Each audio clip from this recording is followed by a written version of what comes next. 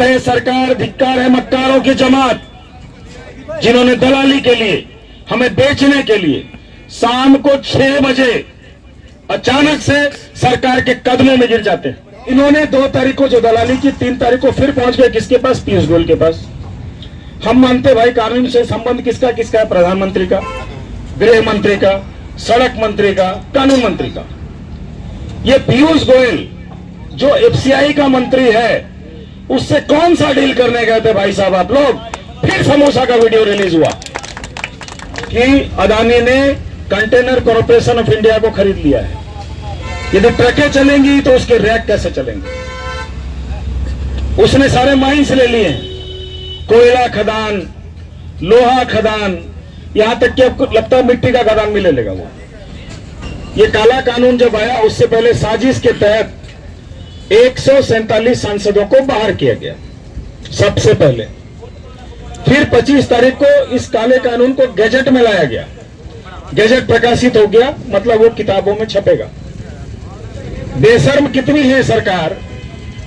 जब हम लोगों ने देखा जैसे ही 25 तारीख हुआ, यहाँ सतकुमार जी हैं, बदानी जी हैं, मंजीत भाई सिरसा जी हैं, महाराष्ट्र जर्नल सिंह जी हैं, पूरे भारत में हम लोगों ने विचार विमर्श किया और 26 तारीख को ही सरकार के सामने लेटर रखा कि हम कड़ी आपत्ति दर्ज करते हैं। हमने कहीं नहीं कहा हड़ताल करेंगे, आंदोलन करेंगे, कहीं नहीं लिखा। हमें विश्वास था कि सरकार सुनेगी। हम लोगों ने सबसे पहला संगठन, एसोसिएशन, जो भी बोलिए, जमात बोलिए, बिरादरी बोलिए, हम लोगों ने लिखा। उसके बाद धीरे धीरे बात फैलना चालू हुआ कि ये काला कानून है, लोगों को थोड़ी बात समझ आई। और मैं बता दूं 28 तारीख से कहीं ना कहीं छिटपुट तरीके से आंदोलन आरंभ हो गया। यदि आप पीछे जाएंगे 28 दिसंबर से आंदोलन चालू है, फिर जोर पकड़ता गया। 28, 29, 30 में तो उड़ीसा में बंद अच्छी तरह से हो गया था। माइंस वगैरह एरिया है, माइंस में खाद्य भंडारों पे अच्छी तरह से स्ट्राइक हो गया था। अब जब इनको समझ में आया और हम लोगों ने भी देखा कि 7 दिन होने वाले हैं और नहीं सुना, तो हम लोगों ने 1 तारीख की रात को पूरे राष्ट्र में आंदोलन की घोषणा की। 1 तारीख की रात को, यानी कि 2 तारीख को हमको हड़ताल में बैठना है। 2 तारीख की शाम को अचानक हड़बड़ी में, आप जैसे हम यहाँ बैठे हैं, एक डीसी साहब भी यदि आपको बुलाएंगे तो क्या बोलेंगे? सुबह बताएंगे कि आज शाम को आपको बैठना है। धिक्कार है सरकार, धिक्कार है मक्कारों की जमात, जिन्होंने दलाली के लिए, हमें बेचने के लिए शाम को 6 बजे अचानक से सरकार के कदमों में गिर जाते हैं। और अभी भी मैं यहां आपके मन से पूछना चाहूंगा, वो कौन सा डील था? वो कौन सा ठेका था? वो कौन सा उधार था जो तुमने बकाये के समय जीएसटी का जो बड़ा डील हुआ है उसको जनता के सामने जारी करो। कोई भी 2 घंटे में आंदोलन का समाधान नहीं होता है। और ये ऐसा आंदोलन जो 25 करोड़ लोगों की आवाज को उठाता हो, तुम 2 घंटे में समोसा चाय पे बेच के आ गए। इस बात की पुष्टि और करूंगा, जिस दिन 2 तारीख को आंदोलन को बेचने का प्रयास किया गया, क्योंकि आंदोलन नहीं बिका। आंदोलन क्यों नहीं बिका? क्योंकि आप जैसे लोग सड़क पे बैठ चुके थे। और आंदोलन को बेचने का काम किसने किया? भारतीय राष्ट्रीय मोटर कांग्रेस, जिनका सारथियों से कोई संबंध नहीं, ना वो स्ट्राइक में बैठे थे, ना उनका जो संविधान है, जो बाईलॉ है, उसमें कहीं सारथियों की व्याख्या है। वो तो बड़े बड़े सिंगल मोटर मालिक का भी संस्था नहीं है, छोटे मोटे ट्रांसपोर्टर को भी संस्था नहीं है। हर साल 6,500 देने की जिसकी औकात है, वो उसका सदस्य बनेगा। जो 50 लाख देगा वो राज्य का सभापति बनेगा, मैं सिस्टम समझा रहा हूं उसका। और जो करोड़ों रुपए देगा वो उसका राष्ट्रीय अध्यक्ष बनेगा। तो उस संस्था में कहां से आपकी और मेरी बात होगी? सोचने वाली बात है, समझने वाली बात है। और ठीक 2 तारीख को जब आंदोलन को बेचने का प्रयास किया गया, शाम को निकलकर बाहर उन्होंने मैसेज दिखाया, सरकारी लेटर दिखाया। आपने इतना लेटर देखा है? किसी लेटर में भी कम से कम ऊपर लेटर का नंबर होगा, डेट होगा, नीचे साइन होगा। जो लेटर घूमा आपके पीछे, आपने देखा था क्या? उससे बड़ा बेशर्म सरकार। जब हम लोगों ने आवाज उठाया और सोशल मीडिया के माध्यम से पूछा, दूसरे दिन उसी लेटर में फिर सील लग जाता है। सरकार है, खेल है।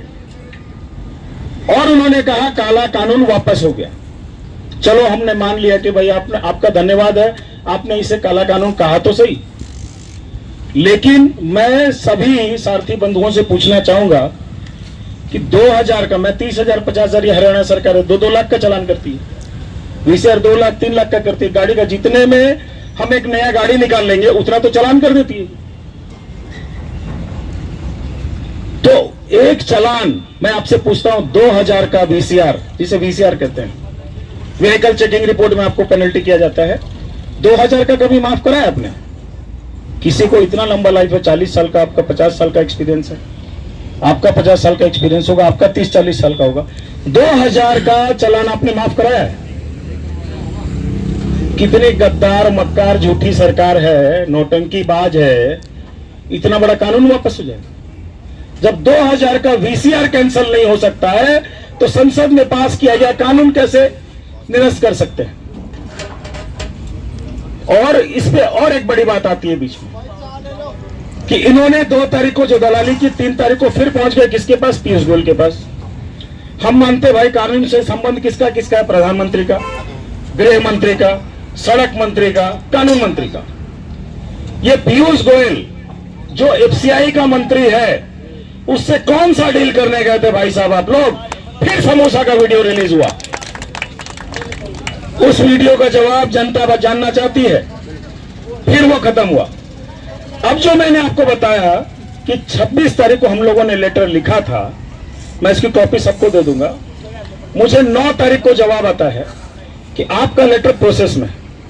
यदि मेरा लेटर प्रोसेस में है तो फिर कानून निरस्त कैसे हुआ? आप कुछ लिख के देते कि प्रक्रिया में है, निरस्त होने के रास्ते पर है, या हम लोगों ने रोक दिया है। कागज पर जवाब नहीं देंगे, कागज पर जवाब नहीं देंगे तो कोर्ट में जवाब देना पड़ेगा इनको। तो भाइयों मैं इतना ही कहना चाहूंगा, बैठने से नहीं होगा, हमें सिर्फ इतना करना है कि ये लड़ाई हमारी अपनी है, ये मेरी अपनी लड़ाई है। हमें स्टीयरिंग छोड़ के घर में बैठना होगा। आप गाड़ी के पास रहोगे, आप गाड़ी में रहोगे, आपको टॉर्चर किया जाएगा सरकार के द्वारा, इस करप्ट सिस्टम के द्वारा। लेकिन आप जब घर में बैठोगे तो आपको कौन तंग करेगा? और मैं बता दूं, ये जो काला कानून लाया गया है, ये सिर्फ इसलिए लाया गया है कि अदानी ने कंटेनर कॉर्पोरेशन ऑफ इंडिया को खरीद लिया है। यदि ट्रकें चलेंगी तो उसके रैक कैसे चलेंगे? उसने सारे माइंस ले लिए हैं, कोयला खदान, लोहा खदान, यहां तक कि आपको लगता है मिट्टी का खदान भी ले लेगा वो। और थोड़ा मैं आपको हटके बताना चाहूंगा, जब अंग्रेज भारत आए थे, उन्होंने हम गुलाम हुए थे अंग्रेजों से, उन्होंने हम पे कब्जा किया था हमारे देश पे। फ्रांसीसी जब आए थे, कैसे आए थे? सड़क से आए थे, प्लेन से आए थे, समुद्र से आए थे? समुद्र से आए थे। समुद्र किसके कब्जे में आज? अडानी के। सारा पोर्ट भारत का अडानी के पास, भाग के जा भी नहीं सकते क्योंकि एयरपोर्ट भी उसी का। अब क्या बचा? सड़क। इस आंदोलन को भड़का करके ऐसा एक एग्रीमेंट होगा कि सड़कों पे व्यवस्था ठीक नहीं है, एक्सीडेंट हो रहा है, ऐसा हो रहा है, वैसा हो रहा है, अब सारा काम अदानी के रैक को दे दिया जाए। ये चावल गेहूं जो ढोया जा रहा है वो अदानी ढोएगा। एक ऐसी कंपनी, आप जब आपकी गाड़ियां किस्तें फ्री होती है, मैं बिल्कुल देखिए, मैं नेता तो हूं नहीं, भाषण जानता नहीं हूं, मैं सीधे तौर से बात करूंगा। आपकी जब गाड़ियां किस्तें फ्री हो, गाड़ियां अच्छी कंडीशन में हो, आपके बैंक में बैलेंस हो, गाड़ियां कमाई दे रही हो, क्या आप उसे बेचेंगे? कंटेनर कॉर्पोरेशन ऑफ इंडिया जिसे काउंकर कहते हैं, 4,500 करोड़ का फंड इसके बैंक में कैसे पड़ा है? जैसे आप किसी अकाउंट में 150 रुपए डाल के भूल गए। रिजर्व फंड, सुरक्षित फंड, जिसका कोई खर्चा से लेना देना नहीं है, वो पड़ा है। पूरे भारत में 50-50 एकड़ के इनके यार्ड हैं, हजारों कंटेनर के लाखों डब्बे हैं।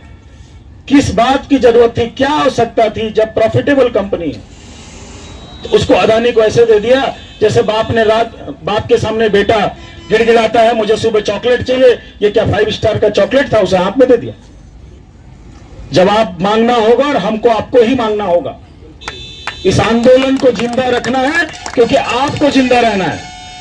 यदि आपको जिंदा रहना है तो यह आंदोलन जिंदा रहना पड़ेगा और इस सरकार को झुकना पड़ेगा।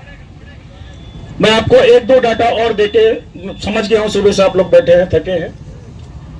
आपको पता है ना, मोदी साहब कहीं भी जाते हैं तो साफ सुथरे कपड़े पहनते हैं, 5-5 जोड़े कपड़े दिन में बदलते हैं। आज आप सुबह से एक जोड़े में बैठे हो। आप यदि वीडियो आज का खोजोगे, मोदी अभी 5वां या 6वां कपड़ा पहनने वाला होगा। उसके बाप का पैसा है। आज तक बहुत प्रधानमंत्री हुए, कुर्ते पजामे उन्हें जिंदगी बिता दी। चौधरी चरण सिंह जी हैं, ढंग से उन्होंने तो कोट भी नहीं पहना होगा। आपने देखा है कोट में उनका फोटो? वो जमीन से जुड़े थे। ये तो अदानी और अंबानी के कंधे पे बैठा हुआ सरकार है।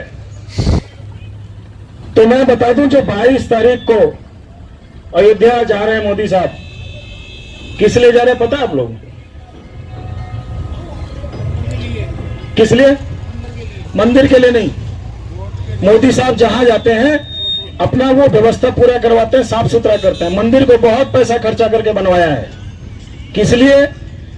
उनको पता है ये जो इलेक्शन आना है, इसमें भारत की जनता, ये आम जनता, सारथी समाज, ट्रांसपोर्टर समाज, ट्रक मालिक, गरीब, मजदूर, किसान उसे विदा करने वाले हैं। तो कहां बैठेगा? मंदिर में संन्यास लेकर। इसीलिए बनाया है, साफ सुथरा किया है, करोड़ों का खर्चा हुआ है।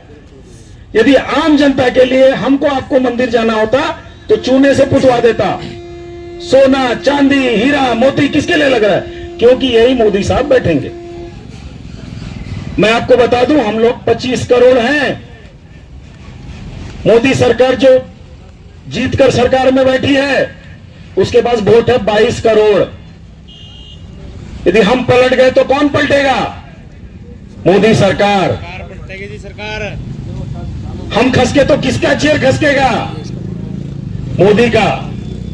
और यदि ढंग से आकर एक एक चमाटा भी हमने लगाया तो मोदी के साथ जो 2 चमचे हैं, अडानी अंबानी, इनको देश छोड़ के भागना पड़ेगा। तो हमें अपनी लड़ाई लड़नी है, हमें अपने लिए सोचना है, हमें अपने लिए जिंदा रखना है। यदि हमारे बच्चों का भविष्य हमें देखना है तो हमें इस आंदोलन को लड़ना होगा। हमारी जीत तय है, क्योंकि आपके साथ भारतीय किसान यूनियन, खाप पंचायत अब धीरे धीरे आगे बढ़ चुके हैं। और आप कहीं भी फोन लगाओ, महाराष्ट्र लगा लो, तमिलनाडु लगा लो, कर्नाटका लगा लो, उड़ीसा लगा लो, सभी जगह स्ट्राइक चालू है। सिर्फ कुछ गद्दार हैं जो हमारा साथ नहीं देते। सभी संस्थाओं का नाम हटाओ, कौन संस्था है, कौन ड्राइवर संघ है, कौन क्या समाज है, कौन कुछ नहीं। बस हमें एक होकर हमें आपस में नहीं भिड़ना है। और कभी भी यदि डील होता है, सरकार मानती है हमारी बातों को, या तो पब्लिकली आके स्टेटमेंट दे, और नहीं तो 20 से 25 प्रतिनिधि जाकर मिले। कोई अकेला ऐसा हिम्मत करने की गलती करेगा, जूते से उसका घर भर दो। तो हमें जो सूचना मिल रही है उससे अंदाजा है कि हम लोग इस आंदोलन को जीतने वाले हैं। मुझे नहीं लगता कि 5 दिन से ज्यादा सरकार झेल पाएगी। इनकी जो इंटेलिजेंस है, जो अभी हमारे बीच में कोई खड़े होंगे, उनकी रिपोर्ट है, सरकार की रिपोर्ट है, 5 दिन से ज्यादा नहीं झेल पाएंगे। आपको बस 5 दिन इसी तरह से इस आंदोलन को थोड़ा बढ़ाना है। 100 में से 60 लोग बैठे हैं, आंकड़ा चुन लीजिए, 100 में 60 बैठे हैं। इसको 100 भी करने की आवश्यकता नहीं, 100 में 100 तो आवश्यकता नहीं है, क्योंकि 100 में 100 कैसे होगा? अमित शाह का भी तो ड्राइवर हमारा भाई है, उसको तो छुट्टी नहीं मिलेगा। तो हमको 100 में 80 भी कर देते हैं ना, उसी दिन हमारी लड़ाई जीत का झंडा लहराएगी। शांति पथ, विजय पथ, इसी शांति से हमको आगे बढ़ना है। इसी आशा विश्वास के साथ, भरोसे के साथ कि हम लड़ाई जीतेंगे। आप सभी का बहुत बहुत धन्यवाद। और आप लोग इसी तरह इस संघर्ष में बैठे रहें, जीत हमारी सुनिश्चित है। क्योंकि हड़ताल अभी जारी है, भाजपा असली बीमारी है।